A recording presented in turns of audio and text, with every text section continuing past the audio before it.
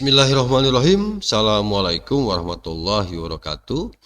Saya ingin menyapa teman-teman guru, ya, teman-teman kepala sekolah, juga para pengawas sekolah. Bagaimana kabar Bapak Ibu? Semangat ya. Diawali tahun pelajaran baru 2025-2026. Semoga energi positif yang dimiliki oleh Bapak dan Ibu dan siap untuk bekerja, yang mencerdaskan anak bangsa baik di dalam kelas maupun di luar kelas, tetap semangat ya. Mudah-mudahan saya berdoa semoga teman-teman guru, kepala sekolah, pengawas sekolah dalam keadaan sehat walafiat, panjang umur, dan jangan pernah lelah Bapak Ibu untuk memperjuangkan sesuatu yang baik, terutama Bapak Ibu sebagai guru di satuan pendidikan. Tetap semangat.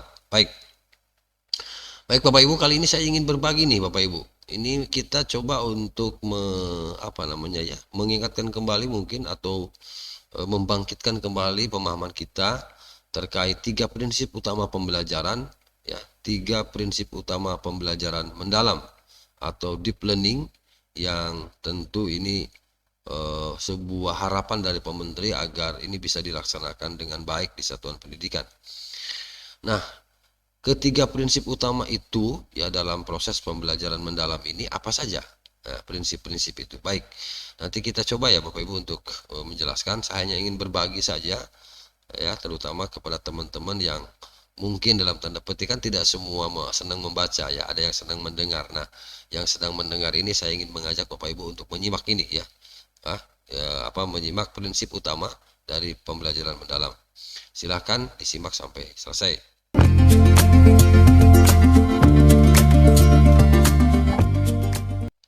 Baik Bapak Ibu, izin ya saya untuk menyampaikan ini. Sebelum nanti kita lebih jauh ke 3 prinsip itu, kita coba untuk mengingatkan kembali apa sih sebenarnya deep learning ya, yang digembar-gemborkan oleh Pak Menteri itu. Nah, deep learning ini merupakan istilah yang sering digunakan dalam konteks artificial intelligence atau AI ya. Namun istilah ini juga dipakai oleh Mendikbudrismen di konteks pendidikan. Kedua konteks tersebut memunculkan pengertian deep learning yang berbeda. Nah, dalam konteks pendidikan Bapak Ibu, deep learning itu yaitu pendekatan pembelajaran. Jadi pembelajaran mendalam kan, ya, pendekatan pembelajaran yang menekankan pemahaman konsep dan penguasaan kompetensi secara mendalam. Nah, lalu prinsip pembelajaran mendalam atau deep learning itu meliputi apa saja?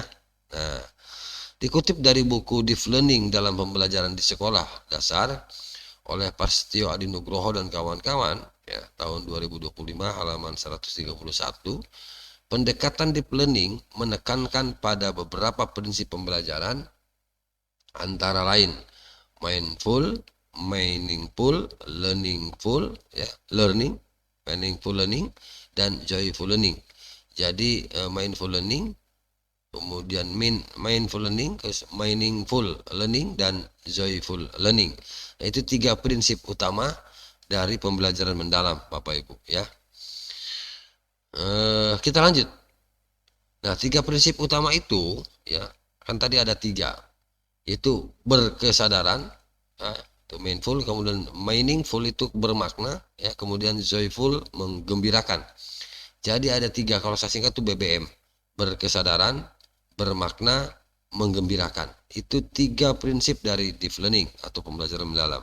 Sekali lagi, BBM ya, berkesadaran, bermakna, menggembirakan. Ya, jadi ada 3. Oke, kita satu-satu kupas ya. Berkesadaran itu apa Bapak Ibu? Ini berarti peserta didik tahu mengapa mereka belajar dan untuk apa mereka belajar. Nah, biasanya tujuan ini disampaikan ya oleh teman-teman ya di kelas maupun di luar kelas ketika ingin memulai pembelajaran yang lebih jauh, diawali dengan, tentu bisa dengan pertanyaan-pertanyaan awal. Jadi mengapa mereka harus belajar, untuk apa mereka belajar.